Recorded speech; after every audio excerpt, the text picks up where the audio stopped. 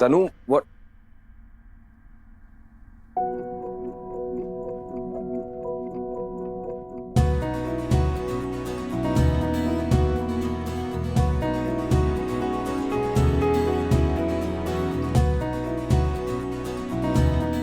ये देखो, ये सारा डेकोरेशन मैंने खुद किया है हमारी स्पेशल नाइट के लिए। कैसा लगा यार? आज से हम एक ही रूम में रहेंगे, और सिर्फ एक रूम ही नहीं बल्कि पूरी लाइफ शेयर करेंगे। I am so happy. यार तुम खुश हो ना? ऑफ कोर्स तनु, मैं खुश हूं। ये सब तुमने खुद किया? इट्स वेरी नाइस यार।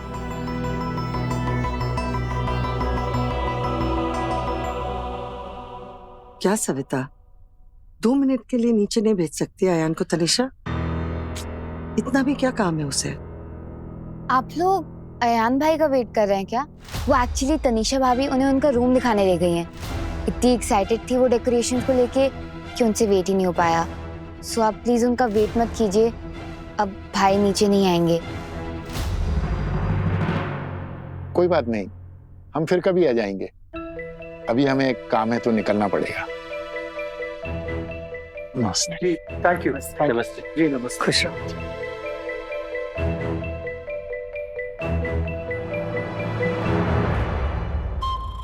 अरे मारे को पता था मेरे भाई, कितना मारे को हवाला से जरूर निकालोगे। एक बार तुम्हारे को लगा कि अपना काम निकल जाने के बाद तुम्हारे को छुड़ाने नहीं आएगा, पर आखिर तुम मेरा भाई निकला। आई क्या छुड़ाने?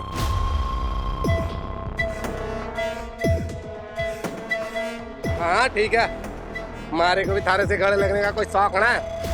वो तो मैं भावनाओं में बह के चढ़ाया थारे पर। चल सॉरी कोना। इससे पहले तू बह के कहीं और निकल जा। ये पैसे रख और पहली ट्रेन पकड़कर राजस्थान निकल। अरे ऐसे कैसे निकल जाऊं? मैं तो अपनी सजनिया को लेने आया था ना, उसको तो मैंने ढूंढा भी नहीं। फालतू को भूल जा और कुछ दिन अपने गांव जाके छुप कर रहे। वैसे भी बहुत कांड कर दिया तूने यहाँ। तो पकड़ इसको। थारा दिमाग खराब हो गया कि मैं इस शहर में किस गली आया था? अपनी सजनिया को लेने आया था। बिना अपनी सजनिया को लिए मैं इस शहर से न जाऊंगा, समझा? जितना बोल रहा हूं उतना कर पप्पे। फालतू से अब मुझे एक पर्सनल काम है, और जब तक वो नहीं हो जाता फालतू यहां से कहीं नहीं जा रही।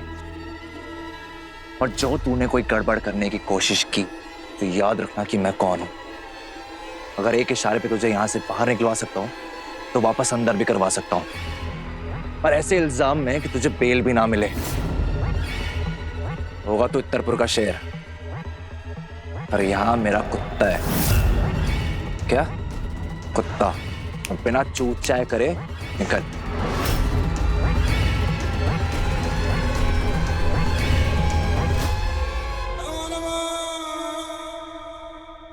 रे रे रे, इसके तेवर तो रातों रात बदल गए।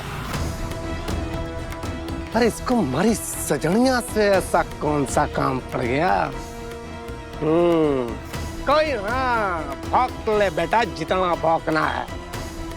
सही वक्त आएगा तो तुझे पता चली जाएगा कि असली में कुत्ता कौन है।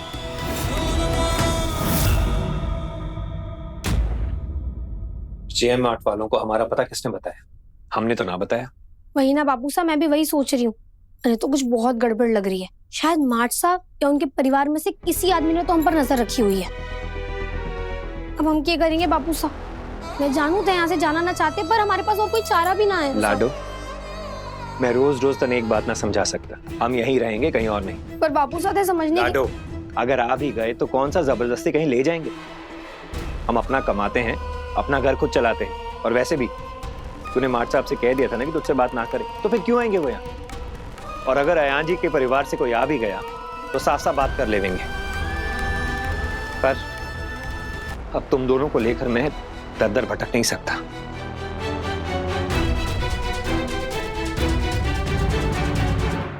अब तय को कैसे समझाऊं बापू साहब कि अगर मार्ट साहब यहाँ आ गए तो ऐसे हमारी शादी के बारे में सवाल करेंगे, हमारे सिंदूर के बारे में सवाल पूछेंगे। फिर तुम्हारे मन में भी 100 सवाल खड़े हो जाएंगे जिनका हमारे पास कोई जवाब ना होगा। ना बापू साहब, आठ साहब यहाँ ना आ सकते, किसी भी कीमत पर ना।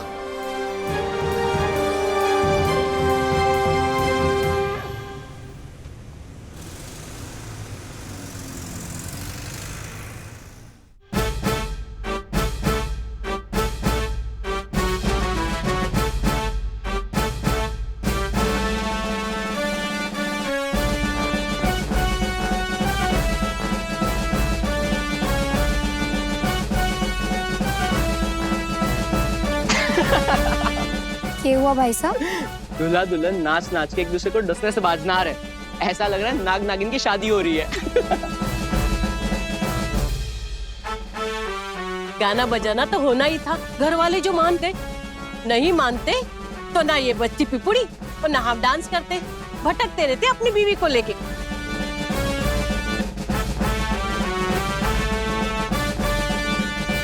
अरे लाडो, ये चौल में अचानक दिवाली कैसे हो गई?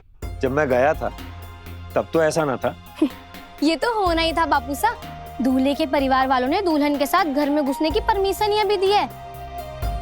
इनकी इजाजत के बिना किया था इन्होंने ब्याह। ये तो स्वागत का जश्न है, इसलिए चाल में रहने वाले सभी लोगों का खाना आज इनके घर पर हो। अरे ये क्या कह रही है छोरी? ये देख, इस खाने का क्या होगा जो मैं लेकर आया हूँ? सारी बापू साहब, मैं जल्दबाजी में थे को बताना ही भूल गई। कोई ना, हम ये खाना कल खा लेंगे। और थे ना अभी नाच देखो, स्वागत का जश्न देखो। बाबू साहब एकदम वैसे ही सजाया होगा ना जैसे हमारे इत्तरपुर में सजाते थे, एकदम झमझम। हाँ लाडो, बिल्कुल अपने इत्तरपुर जैसा है।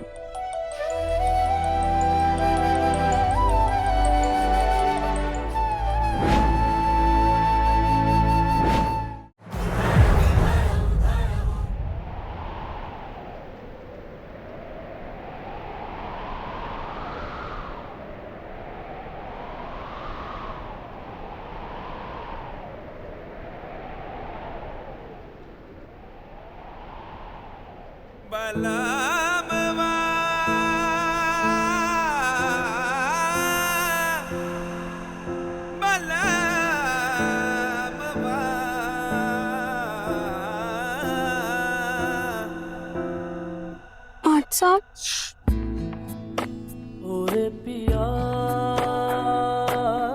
कुछ मत कहो।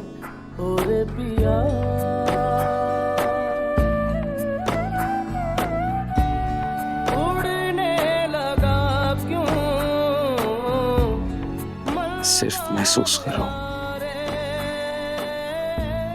मुझे और इस पल को।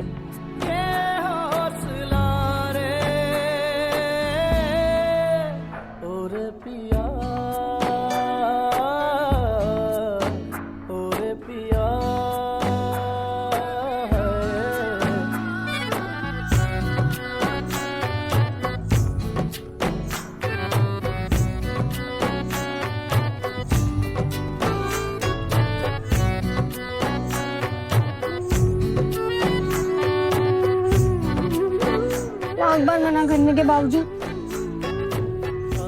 क्यों हमारे पास आ जाते हो माट साहब? मैंने अपने दिल को समझा लिया माट साहब, थे भी समझा लो। समझा लिया।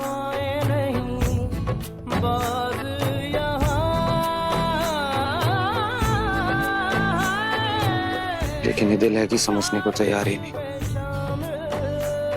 मुड़ मुड़ के तुम्हारी चौखट पर आता है, तो इसे यहाँ रहने दो ना।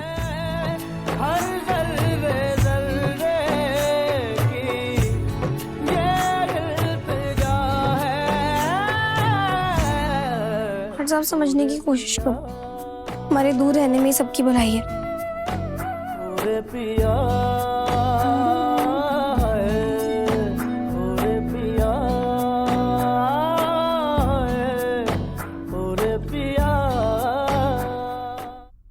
सबकी परवाह क्यों करें हम?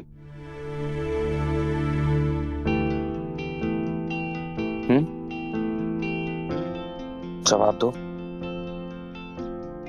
क्यों?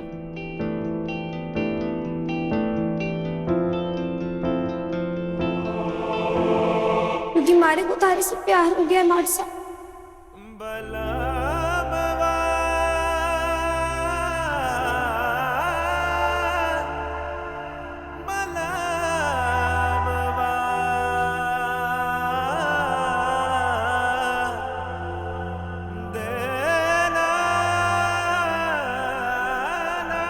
जोगनिया वाला प्यार ऐसा पुरानों में हुए, बिल्कुल मीरा जैसे कृष्ण की धुन में रमन करने वाला इश्क। ते हमारे मन में ऐसे बस गए हो माट साहब जैसे अवंतिका में महाकाल।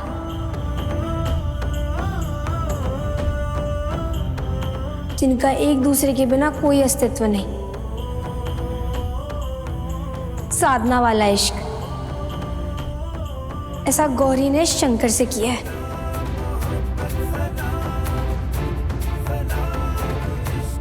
मैंने तारे से वही इश्क किया है माट साहब। मारे को तारे बिना कुछ ना सोचता, ना मैं कुछ सोचना चाहूं। पर मैं ये भी जानूं, हमारी इस मोहब्बत से तारे को सिर्फ दुख नसीब होवेगा, सब कुछ बर्बाद हो जाएगा। आठ साहब सॉरी, आपको लगी तो नहीं?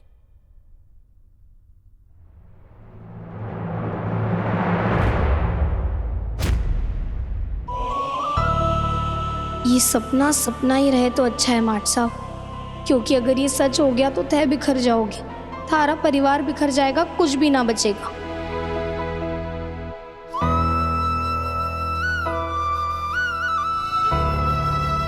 फालतू, तुम यहाँ? मुझे लगा ही था कि तुम हो। मैं डॉक्टर अजीत। कैसी हो तुम?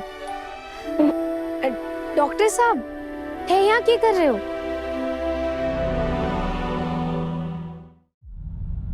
इस वीडियो में से इस आदमी का स्क्रीनशॉट लो और इसके बारे में सारी इंफॉर्मेशन निकालो। मंदिर के आसपास के लोगों से पूछो, वहां के लोकल से पूछो कौन है, कहां से आया है और इसका फालतू से क्या रिश्ता है। हो जाएगा सर। तो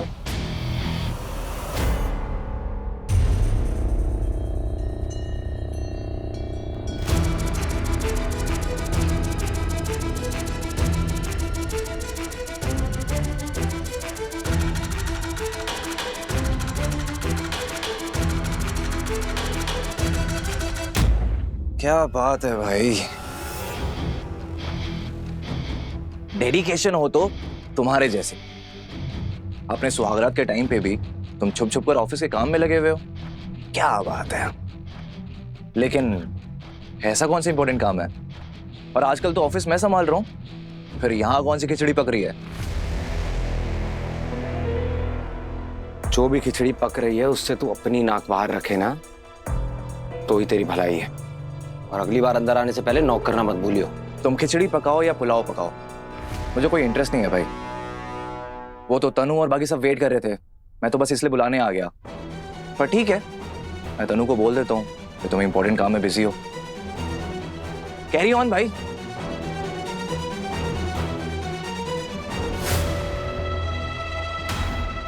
जो भी मैंने बताया था याद है? Good, now go. Okay sir.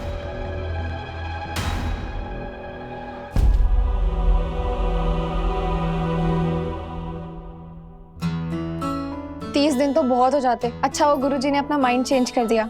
सो भाभी, आपके पेट में बटरफ्लाईज उड़ रही है या नहीं? बटरफ्लाईज क्यों? भैया और भाभी पहले से ही फ्रेंड्स थे ना। वैसे अयान भाई हैं कहाँ? अरे सिड ब्रो, आप तो अयान भैया को लेने गया था ना? हाँ मैं लेने तो गया था, बट ऑफिस का एक एम्प्लॉय आया है, उसके साथ कुछ इंपॉर्टेंट डिस्कशन कर रहे हैं वो। व्हाट? इतनी रात को कौन सा डिस्कशन कर रहे हैं? वही तो मैं भी सोच रहा हूँ। रुको मैं कॉल करके पूछती हूँ। लगता है भाई कहीं आसपास ही है, हम उन्हें इतनी आसानी से अंदर आने नहीं देंगे। चल।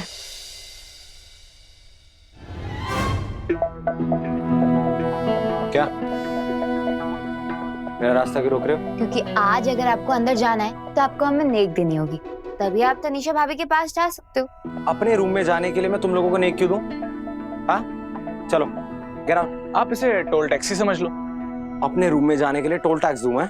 हाँ आ तू बाहर आ, तेरे को टोल टैक्स देता हूँ, बाहर आ। देख रहे हो भाभी, भैया को अंदर आने की इतनी जल्दी है कि हमें बाहर भेजो। थोड़ा सब्र करो भाई। बताता हूँ तुझे। वैसे भैया हम आपको बता दें कि ये रूम अब तन्नू भाभी का भी है, तो पहली बार एंट्री की कीमत तो चुकानी पड़ेगी। लाओ लाओ दो। यार दे दो ना यार, वरना ये लोग अंदर नहीं आने देंगे। I can't believe this. Tanu तुम भी इन लोगों के साथ मिली हुई हो? तनीषा तो हमेशा से हमारी साइड ही थी।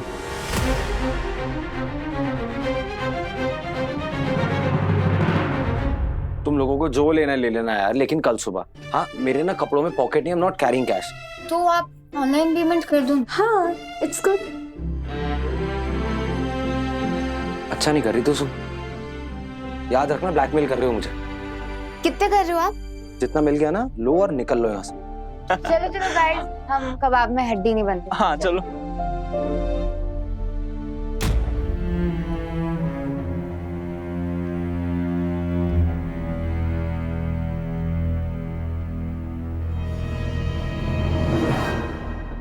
दरवाजा तो बंद कर दो यार।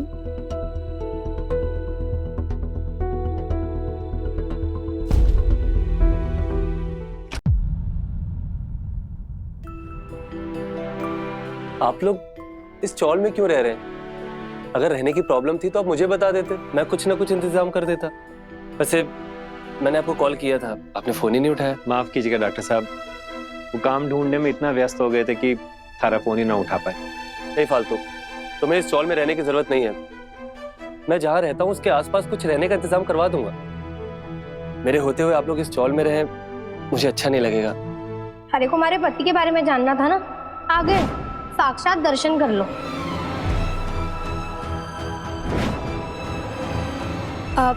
नाना डॉक्टर साहब, तय को हमारी चिंता करने की बिल्कुल जरूरत ना है।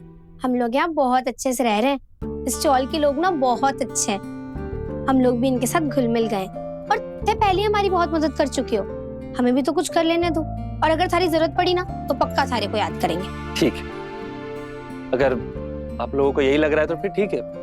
जब भी मेरी जरूरत हो तो मुझे याद कर लीजिएगा जी। अगर मैं आप लोगों के किसी काम आ पाऊं तो मुझे बहुत अच्छा लगेगा।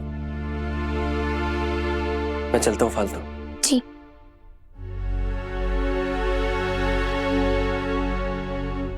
लाडो, क्या हुआ छोरी? कल तक तो जिद कर रही थी कि तन्ने यहाँ ना रहना, और अब जब डॉक्टर साहब ने कहा तो मना कर दिया। किसी एक से छुटकारा पाने के लिए किसी दूसरे के गले का फांस तो ना बन सकती ना मैं बापू साहब। डॉक्टर साहब बहुत अच्छे इंसान हैं, उन्होंने पहले ही हमारी बहुत मदद की है। उनके इस एहसान का बदला चुकाने की बजाय हम उन्हें अपनी मुसीबतों में ढकेल दें तो बिल्कुल सही ना होगा बापू साहब। हम उनसे जितना दूर रहें उतना ही हम सबके लिए अच्छा होगा।